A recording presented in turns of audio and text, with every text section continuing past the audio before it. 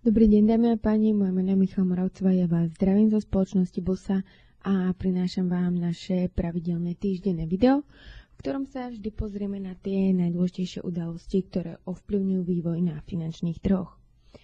Vzhľadom na to, že minulý týždeň sme zažili pomerne významnú volatilitu, vzhľadom na zasadanie Európskej centrálnej banky, ktoré prinieslo pre mnohých investorov šokujúce informácie, tak by som sa k tejto udalosti a následne aj k americkým datom z trhu práce, čož sú dve kľúčové udalosti nielen minulého týždňa, ale by som povedala aj celého mesiaca rada vrátila. Takže nahliadnime najskôr do minulého týždňa a následne sa pozrieme na výhľad tohoto týždňa.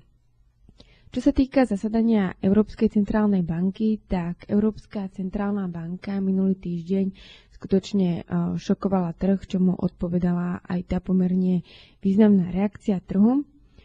Trh bol z tohoto zasadania pomerne sklamaný, pretože výsledkom zasadania Európskej centrálnej banky bolo to, že vlastne Európska centrálna banka iba znížila túto depozitnú úrokovú sadzbu, to znamená, je to úroková sadzba, za ktorú si komerčné banky ukladajú u Európskej centrálnej banky voľné finančné prostriedky.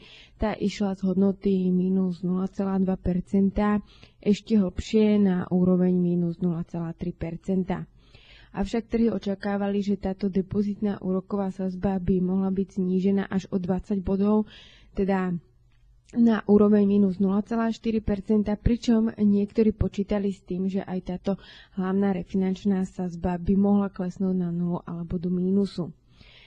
To sa však nestalo, tie kroky Európskej centrálnej banky boli vo výsledku oveľa opatrnejšie, než očakával trh. Európska centrálna banka taktiež predložila objem programu kvantatívneho uvoľňovania. Ten bol pôvodne na jar tohoto roku stanovený ten koniec na září 2016 a aktuálne je program predĺžený do března 2017, takže o 6 mesiacov, o pol roka, kedy ECB bude naďalej každý mesiac nakupovať aktíva v hodnote 60 miliard eur. Malé navýšenie objemu nákupov by sme mohli vidieť v tom, že Európska centrálna banka povedala, že výnosy, ktoré bude realizovať z týchto operácií, použije vlastne na ďalšie nákupy. Avšak trhy boli z tohoto oznámenia veľmi sklamané, pretože po tom poslednom zasadaní Európskej centrálnej banky, ktoré sa konalo v říjnu, kedy Mario Draghi naznačil svojou retorikou, že Európska centrálna banka musí urobiť všetko, čo je v jej silách, aby vrátila strednodobý inflačný výhľad k úrovni 2%, tak tie očakávania boli oveľa vyššie. Trhy čakali, že program bude predĺžený a navyše, že ten objem mesačných nákupov sa zvýši z tej hodnoty 60 miliard eur. Taký dôkaz toho, vlastne, aké boli tie očakávania trhu, je možné nájsť celkom dobre na tomto webovom portáli, kde vidíte vlastne, aké boli očakávania tých jednotlivých hráčov, si môžete prečítať a vlastne, keď si prejdete ten článok, čo tí hráči očakávali, tak uvidíte, že to výsledné rozhodnutie Európskej centrálnej banky bolo skutočne sklamaním. Tie banky tam v priemere očakávali navýšenie toho mesačného objemu o 20 miliard a taktiež aj predĺženie programu kvantatívneho uvoľňovania. Takže z toho vyplýva to všeobecné sklamanie trhu. Trh bol teda sklamaný z toho, že Európska centrálna banka urobila menej krokov, než sľubovala a než oni očakávali, a z toho vyplýva tá následná pomerne silná reakcia na euro a následne aj ostatných menových pároch. Tá reakcia bola určite podporená aj určitým short squeezom, to znamená, trh bol obecne veľmi prodaný na eure a tým, že začala tá cena stúpať, určite investori začali zatvárať svoje krátke pozície, čím sa zvýšila poptávka po tom eure a ten pohyb smerom hore sa umocnil. Čo sa týka posílenia toho eurodolaru, tak nechcela by som tu v tomto okamžiku príliš mudrovať. By som teda pripomenula, že vlastne sme upozorňovali na určitú divergenciu, ktorá sa vytvárala na tom eurodolare. To vlastne eurodolar konsolidoval v tomto klesajúcom klíne, kde sme videli túto bičiu divergenciu na MACD a vlastne upozorňovali sme, že tam je náznak nejakého posílenia. Ja sama som nevedela, kedy to posledne príde, či to bude v reakcii na NFP, na ECB, alebo vlastne to bude konsolidačný pohyb pred týmito udalosťami.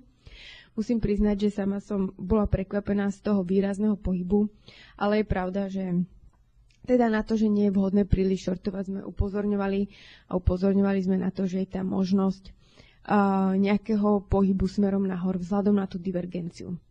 Tá divergencia sa vlastne postupne vytvárala aj na menovom indexe amerického dolaru, na čo sme vlastne následne upozorňovali aj v našich článkoch, kde vlastne myslím, že deň alebo 2 dní pred zasadaním Európskej centrálnej banky práve sa vytvárala už táto divergencia aj na americkom dolare, kde to môžeme vidieť vlastne, kde sa ten index amerického doláru pohyboval v tomto rastúcom kanále, kde sme mali vyššie high, ale tie high boli nižšie na tom oscilátore MACD, takže to bolo vlastne analýza zverejnená v ten deň zasadania Európskej centrálnej banky. Keď sú takéto dve divergencie, bolo to veľmi podozrivé a naznačovalo to minimálne opatrnosť s tými ďalšími shortami voči eurodolaru.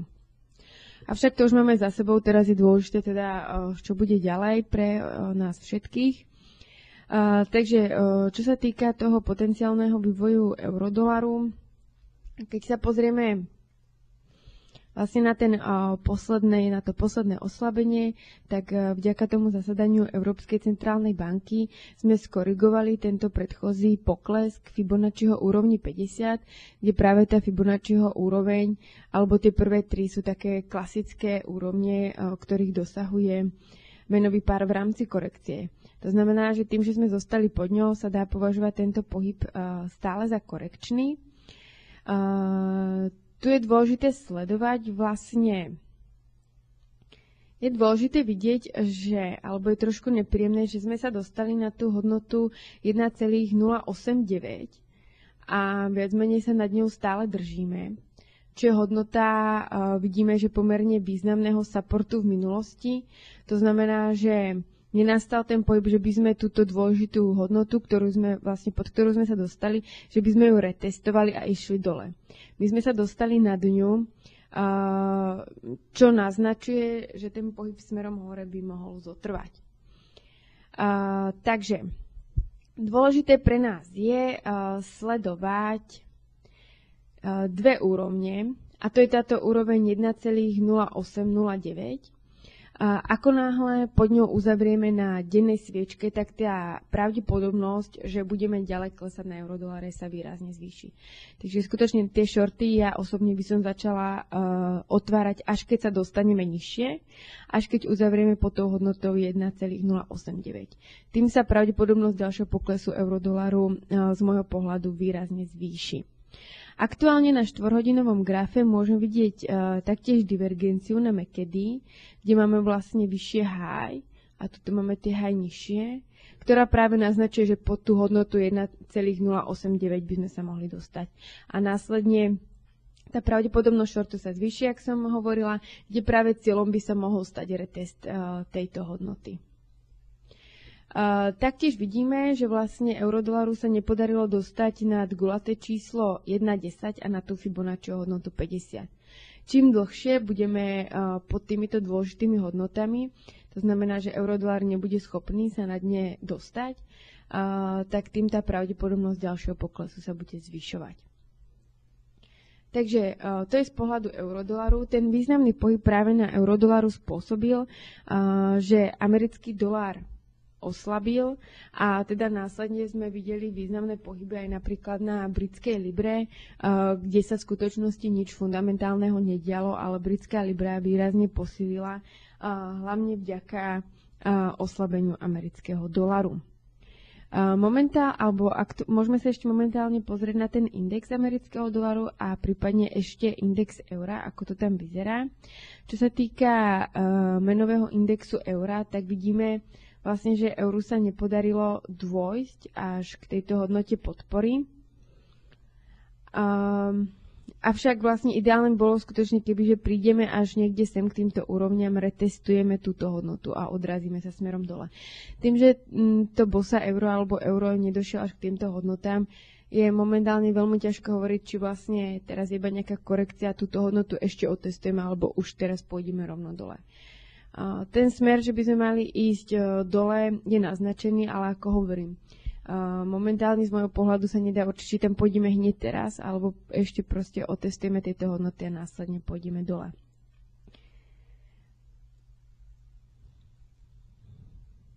Čo sa týka toho menového indexu amerického dolaru, tak si vlastne môžeme pozrieť, že ten index dlhodobo konsoliduje v tejto obdĺžnikovej formácii. To je takmer väčšinu tohoto roku. Vďaka tým udalostiam, ktoré priniesla Európska centrálna banka, sme opustili tento rastúci trendový kanál a vybrali sme sa smerom dole. Taktiež tu vidíme tú hodnotu Fibonacciho 50, ktorú vidno aj práve na tej britskej libre, ku ktorej sme neprišli. No a vlastne otázkou práve teraz bude, že či tu otestujeme, dojdeme k tej Fibonacciho 50, následne pôjdeme hore, alebo už sa práve teraz rovno vydáme smerom hore. Ďalšiu vec, ktorú som vám ešte chcela ukázať, a to je vrátime sa ešte k tomu eurodolaru, kde som chcela upozorniť na jednu vec, a to je práve hodnota 1045, ku ktorej sme pred zasadaním Európskej centrálnej banky nedorazili. A to je vlastne, vidíme vlastne túto pomerne silnú zónu podpory. A tým, že sme sa od nej odrazili, tak určite je potreba zbystriť pozornosť, že je tu nejaký náznak trojitého dna, prípadne trojitého odrazu.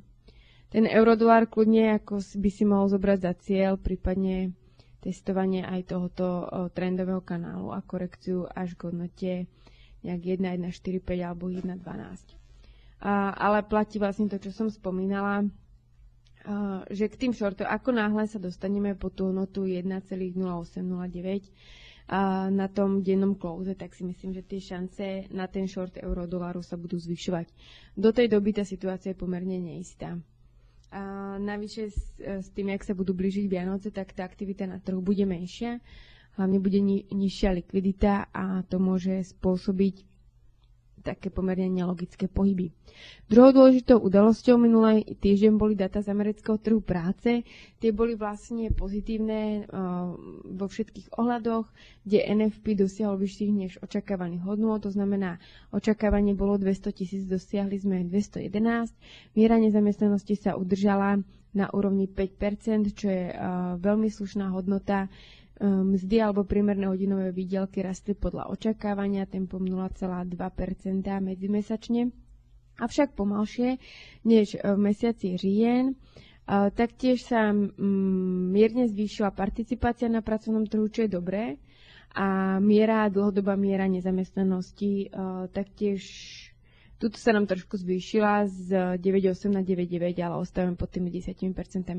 Takže solidné dáta z amerického trhu práce a vlastne len podporujú to, čo naznačila aj Janet Yellen v tých svojich prejavoch v priebehu minulého týždňa, že americká centrálna banka je veľmi blízko k zvyšovaniu úrokových sadzieb a skutočne tento krok sa od nej očakáva budúci týždeň na zasadaní. Myslím, že to je budúci týždeň, 16. budúci týždeň. Čo sa týka tohoto týždňa, tak tie makrodatá z eurozóny a z Ameriky po tej plejáde dát budú pomerne obmedzené. Tými top udalosťami budú určite dáta z Číny, ktoré by mohli práve ovplyvniť ten rizikový sentiment, trh akcií, prípadne trh dlhopisov, pretože stále tie obavy z Číny sú vlastne ako na tom ekonomicky je. Všetci vieme, že nič moc, otázka je ako špatne až na tom je, pretože tie dáta sú není príliš dôveryhodné. a tá skutočnosť môže byť oveľa horšia. Takže budeme sledovať hlavne v útorok obchodnú bilanciu, ktorá nám povie niečo o importe, exporte, v stredu data inflácie a potom v sobotu bude zverejnená priemyselná produkcia a kapitálové investície. Okrem Číny tento týždeň budú ešte zaujímavé určite data od protinožcov, kde hlavne v stredu zasadá Novozélandská centrálna banka, to bude u nás v stredu večer našeho času. Tam 21 z 24 dotázaných ekonomov spoločnosti Reuters očakáva, že Novozélandská centrálna banka zníži základnú úrokovú sadzbu, takže pozor na to. Očakávania sú tam pomerne vysoké. Tú reakciu novozélandského doláru v prípade zníženia úrokovej sadzby sa môžeme pozrieť, a to nielen prostredníctvom NZD USD, ale určite v prípade, že by Novozélandská centrálna banka znížila úrokové sadzby, tak sledujte menový pár AUD NZD, ktorý by mohol výrazne posíliť. Vidíme, že novozélandský dolár sa vlastne dostal k 200-dennému priemeru, kde našiel akúsi silnú rezistenciu a do toho zasadania, ktoré bude v stredu večer, by som očakávala postupné oslabovanie NZD práve k tejto trendovej línii, kde sa budú tým oslabovaním akúsi kumulovať očakávania na to zníženie úrokových sadzieb a v prípade, že by to zníženie prišlo, tak by mohla byť prerazená táto trendová línia a NZD USD by si to mohol nasmerovať práve k tejto hodnote podpory. Naopak, v prípade, že by Novozélandská centrálna banka neznížila úrokové sadzby, vidíme, že tie očakávania opäť sú pomerne vysoké, bolo by to pre trh šok, prekvapenie a novozélandský dolár určite by výrazne posílil v reakcii na toto. Pretože keď 21 z 24 analytikov očakáva zníženie sadzieb, tak tie očakávania vidíme, že sú veľmi vysoké. Keď sme od tých protinožcov, tak vo štvrtok ráno budú zverejnené data z trhu práce Austrálie, čo je údaj, na ktorý austrálsky dolár reaguje pomerne silne. Taktiež vo štvrtok zasadá Švajčiarska centrálna banka. Tam bude zaujímavé sledovať, či náhodou Švajčiarska centrálna banka nezareaguje na to rozhodnutie ECB, aspoň ktorá minimálne teda znížila tú depozitnú sadzbu, pretože vo Švajčiarsku tá depozitná sadzba je už na úrovni minus 0,75%, aby si banky neukladali peniaze v tomto bezpečnom prístave. Takže určite Švajčiarska centrálna banka nad tou možnosťou ďalšieho znižovania sadzieb bude premýšľať. A následne vo štvrtok ešte zasadá Britská centrálna banka. Od nej nečakáme žiadne zásadné zmeny. Dôležité opäť bude sledovať hlavne to, koľko členov hlasovalo za zvýšenie úrokovej sadzby. Doteraz to bývalo, teda jeden člen klasicky hlasoval za zvýšenie, 8 za ponechanie, takže toto je informácia, ktorá bude trhy najviac zaujímať. Čo sa týka Británie, tak ešte v útorok bude zverejnená výrobná produkcia a potom po obede predbežný ukazovateľ HDP za mesiac listopad od spoločnosti NISER. Čo sa týka amerického doláru alebo Spojených štátov amerických, tak tam budú kľúčové údaje zverejnené v piatok, a to maloobchodné predaje. Maloobchod je pomerne dôležitý pre americké HDP a potom index Michigan spotrebiteľskej nálady. Čo sa týka ešte technické analýzy, tak môžeme sa spolu pozrieť na menové páry, a to, alebo začneme najskôr ropou, kde by som vám práve chcela ukázať, že ropa postupne prekonáva jednotlivé supportné hodnoty a teda z môjho pohľadu mierí k hodnote týchto predchozích miním. Takže tam vidíme postupne klesajúci trend, ktoré je možno očakávať 37,50, že budú testované tieto minima, čo vlastne bude hrať proti kanadskému dolaru. Oslabenie ropy prichádza hlavne po tom, čo OPEC v piatok ponechal produkciu ropy na nezmenenej úrovni a touto problematikou sa vlastne bude zaoberať až budúci rok v červnu. Chce najskôr počkať na to, ako sa vlastne prejaví pôsobnosť Iránu na trhu po tom, čo boli uvoľnené západné sankcie. Avšak takže vlastne tú ropu očakávame túto hodnotu a potom uvidíme, či sa náhodou nevytvorí dvojité dno alebo čo bude nasledovať, takže tam budú zaujímavé sledovať tie sviečkové formácie. Ale to oslabovanie v najbližších dňoch je tam viditeľné. Ďalej by sme sa teda pozreli určite na kanadský dolár, následne aj na švajčiarsky frank. Čo sa týka toho kanadského doláru, tak opäť kanadský dolár bojuje s tou hodnotou silnej rezistencie 1,342. Tu by som vlastne začneme týždenným grafom, pretože vás chcem upozorniť zase na túto medvediu divergenciu, kde máme vlastne nižší vrchol, vyšší vrchol, vyšší vrchol, nižší vrchol, nižší vrchol. No tu vidíme, ako sa to dotvorí, ale je možné, že vlastne tu zostane nižší vrchol. My sa tu pozrieme trošku vyššie a následne si môžeme povedať, áno, dostali sme sa na tieto predchozie maxima, ale tá medvedia divergencia sa postará o to, že USDC následne oslabí. Takže určite zaujímavé úrovne, ktoré momentálne testujeme, ale pozor na to, že keď sa dostaneme na tie predchozie maxima, tak tá pravdepodobnosť toho oslabenia tam bude naďalej rásť. Potom je vhodné vstupovať do krátkych pozícií, keď sa dostaneme pod túto rastúcu trendovú líniu, tak tým pádom by bol potvrdený ten pokles. Čo sa týka USDHF,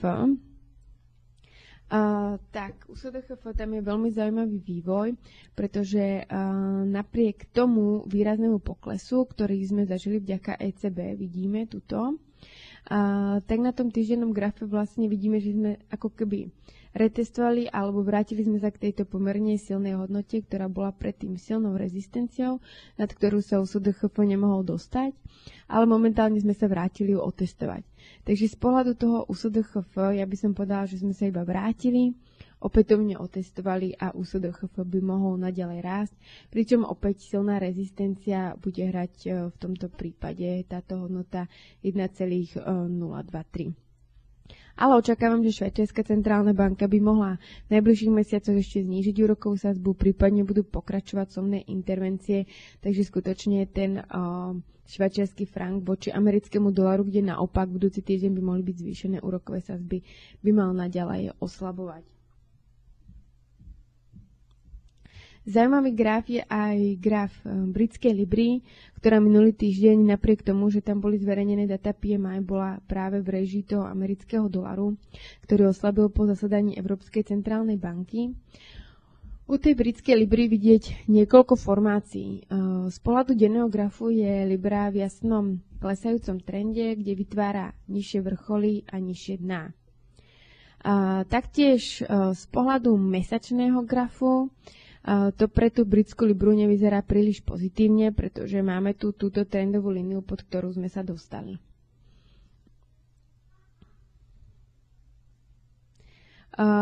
Jediný pozitívny znak prichádza v podobe sviečkovej formácie. Tuto vidíme, že vlastne na týždennom grafe sa nám tu vytvoril akýsi tento pin bar, ktorý by ale mohol spôsobiť, že britská libra napríklad posíli práve k tejto hornej hrane trendového kanálu. To znamená, že by sme sa mohli dostať niekde k tým hodnotám 1,53. Takže u tej britskej libry je to také nevyspytateľné. Za mňa ideálne skutočne, keď sa pozrieme niekde k tým hodnotám 1,53, 52, 50, dám si počkať na tú krátku pozíciu a tým tie šance na úspech sa mi zdajú najvyššie. Posledným grafom bude eurobritská libra, kde práve euro GBP díky tomu zasadaniu Európskej centrálnej banky pomerne posielilo. Vidíme podobne ako napríklad u toho novozelandského dolaru, že sme sa zastavili pri 200-dennom priemere, ktorý nám môže slúžiť ako pomerne silná rezistencia. Silnú rezistenciu môžeme vidieť aj vlastne v podobe tejto hodnoty, ktorá bola predtým pomerne silným supportom.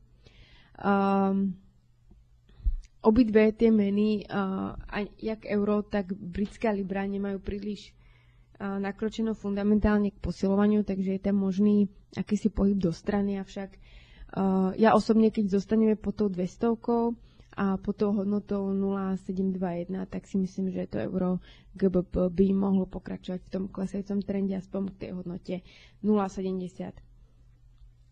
To je odo mňa tento týždeň všetko. Ja vám prajem veľa obchodných úspechov a opäť o týždeň. Naschledanou.